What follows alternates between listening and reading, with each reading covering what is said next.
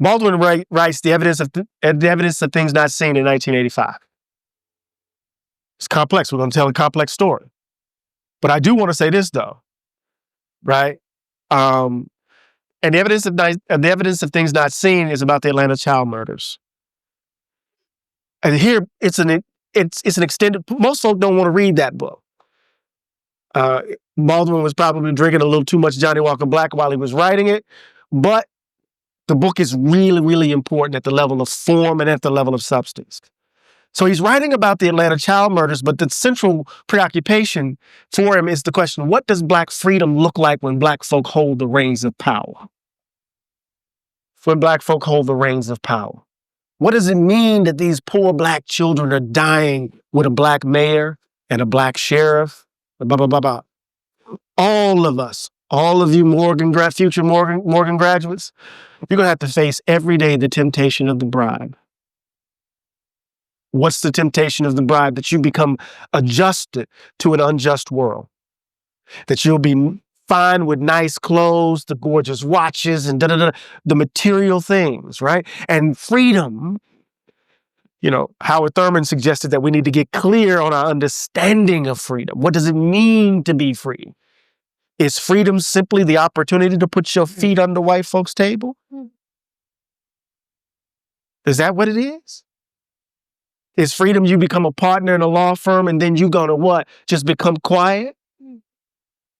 Right? What does it mean? And so part of what we have to deal with, right, is the complexity of the story of the Black freedom struggle, the complexity of class stratification within our communities. We often assume that just because Black folk are Black, that we all have the same interests. That don't make no sense.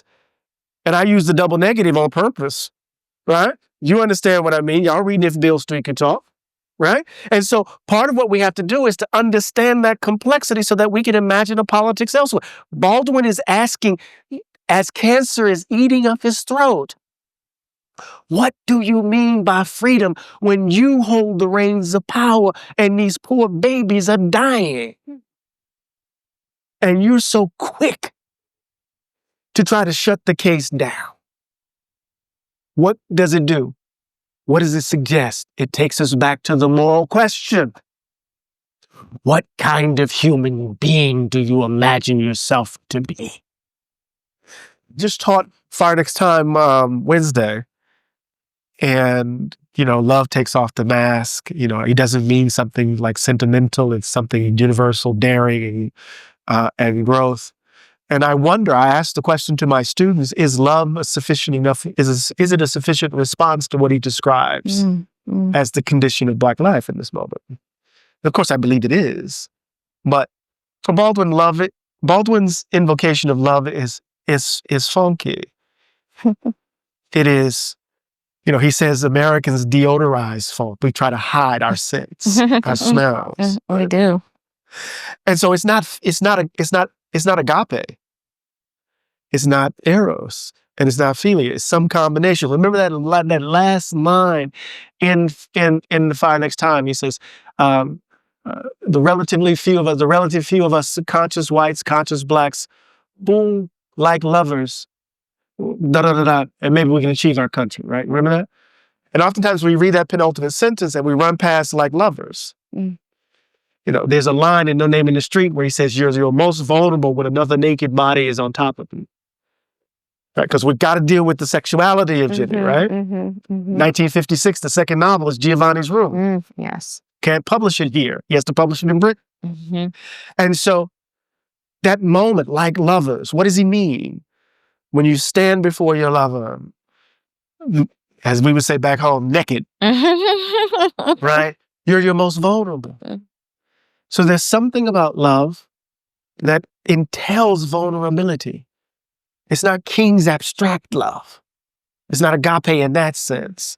It's not just eros. It carries with it the power of agape, but it's not that as well. So, and then there's that moment in Nothing Personal where he's talking about the love of family, of people, of persons, of individuals that fortify you in the midst of the storms, right? A love that is enacted in the very arduous task of living.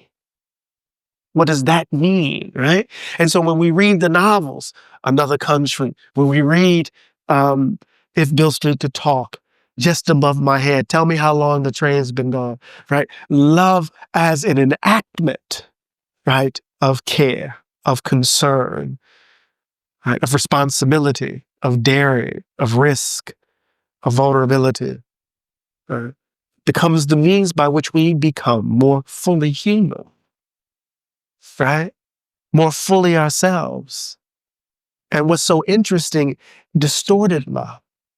I always tell the story of my father. My father loved me, but he loved me hard, and it left its marks. So what love doesn't just come to us. It's not sentimental. Wet eyes, as he would put it.